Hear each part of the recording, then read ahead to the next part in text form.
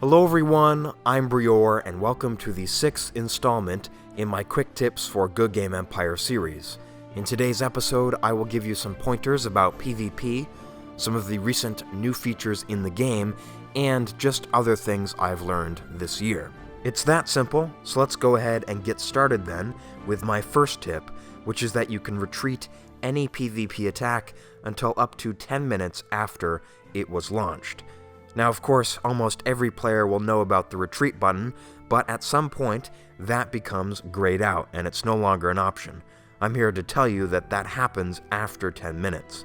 It does not have anything to do with how far the attack is traveling or how long the overall travel time is. It's always 10 minutes. This means that about 9 minutes into your attack, you should spy your target again to see if they've changed their setup, their castellan, etc. That, of course, will tell you that they've gotten online, and in some cases, whether or not they plan to defend. If you see they've equipped a fire castellan, of course, that could be good news. It also means that if you are attacking a nearby player, and your attack will take less than 10 minutes to reach the target in the first place, well, that means you'll be able to retreat it at any time, up until the very last second. This is why close quarters PvP combat in Goodgame Empire can be so frustrating, but now that you know this tip, you should never have to lose to a nearby player on the attack. If, on the other hand, you are a defender, and you do not want your attacker to retreat, you could try to fool them into thinking you're offline by waiting until the last opportunity to change around your equipment, your defense setups, and move around your defenders.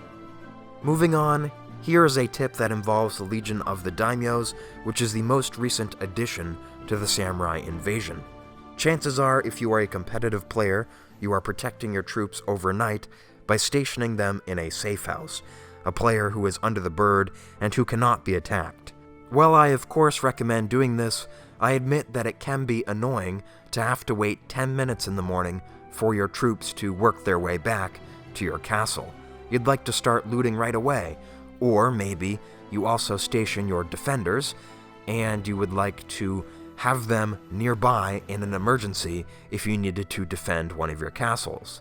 The question then is, where can you send your troops overnight where they will be protected but can immediately return to your castle? And now is when we start talking about the Legion of the Daimyos. I'll make a full video about this new feature in the future.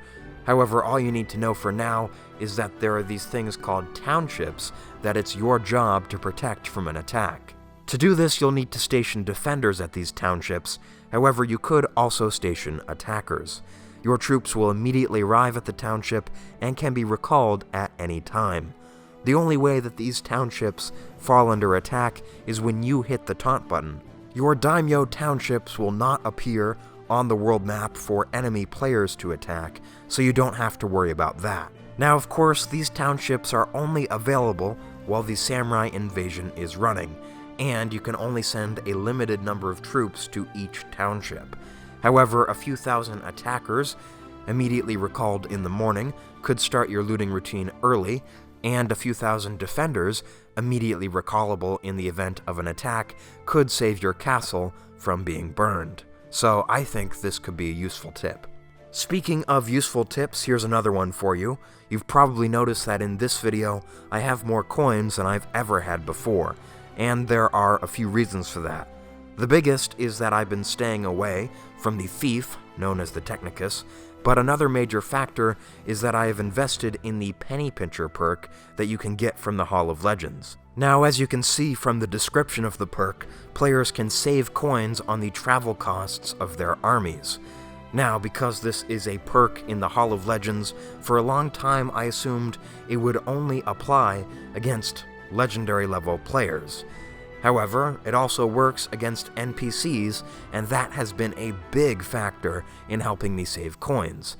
Without this perk enabled, sending every attack against an NPC target could cost me 1,000 coins or more, but nowadays it normally costs me about 100. And when you're doing hundreds of NPC attacks every day, that really adds up. This is the kind of tip that you can put into use without having to think about it again. Just invest a few Hall of Legends points into this perk, and then I think you'll see your coin stash grow and grow. I'm sharing this tip with you today because I think it's become increasingly relevant. There are new features in the game which consume more coins than you and I might be used to. For example, producing relic equipment in the Alliance Smithy, or upgrading that relic equipment at the Relicus, a new building that will be featured in a future video. Seriously, you'll be spending millions of coins to upgrade your equipment, so you might as well get a head start on collecting those coins now. Now, of course, Penny Pincher goes hand in hand with the 5-finger discount perk that will increase your loot. I recommend you get that one as well. Let's change gears for a moment and talk about food production, because I have a tip for you, and that is to check in on your food production build items. You're almost certainly aware that there are two kinds of food production build items. There are the base build items, which add to the base production of your granaries, and get multiplied by public order. These are typically regarded as the better food production build items. The regular food production build items add a flat bonus after public order is taken into account, and you should always have 15 of these in your castle because that is the maximum amount. Now, of course, you knew all of this already, so why do I bring it up now? Well, I recommend that you head on over to your construction yard and make sure that your food production build items are on the right granaries. Of course, you want your base food production build items to be on the granaries that have a high workload. You can also put them on relic greenhouses, and typically speaking, relic greenhouses will have a high workload because they already produce a lot of food.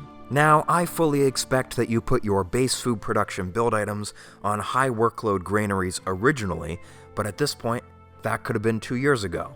So I recommend that you revisit your castle, because when you upgrade granaries, the workload of each granary can be reassigned, so you can end up over time with low workload granaries that have those base food production build items. When you go back into your construction yard, you'll see this quickly, and you can shuffle around your build items to maximize your food production. Just by rearranging base food production build items you already own, you can add several thousand units of food per hour to the production of any one of your castles. I really recommend you take a look into this. Earlier this year, I made a video about how to collect more rubies for free in Goodgame Empire. And since then, I've been very diligent about attacking my barbarian and desert fortresses and my dragons. Of course, I've noticed that there's a great deal of competition for these targets now, and in order to collect any rubies from them, you do, of course, have to get there first. That means that we should be looking into how to make our attacks toward these targets travel as quickly as possible. It starts with using the right attack setup. Against barbarian and desert fortresses, you don't need to send any tools, simply put ranged units on the left flank and in the center.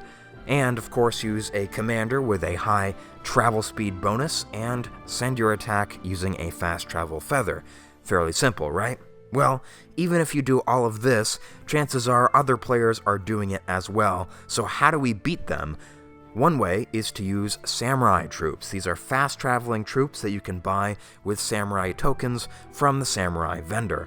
However, they are only available when the samurai invasion is running. Of course, you will want to use the ranged troops, and the attack setup is just like it was before.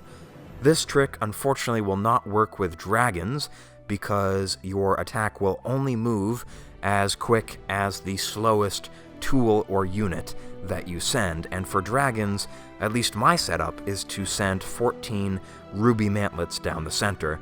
These will be the bottleneck. However, with new relic equipment, you could find a relic commander hero, which will increase the travel speed of your mantlets in particular. This is a kind of strange one, but if you find a hero like that, that could definitely be very helpful for dragons. And my final tip for you today is for you to join our Discord server, Empire Central. This is a community of a few hundred players who are all dedicated to developing new strategies for the game, together, sharing information, helping out with attack and defense setups, and all the rest of it. It's a well-moderated server, which means that it is almost entirely focused on Empire. That's the way we like it. and would love to have you come and join us. Link in the description for that. As always, I've been Brior. Thank you very much for watching, and I'll see you next time.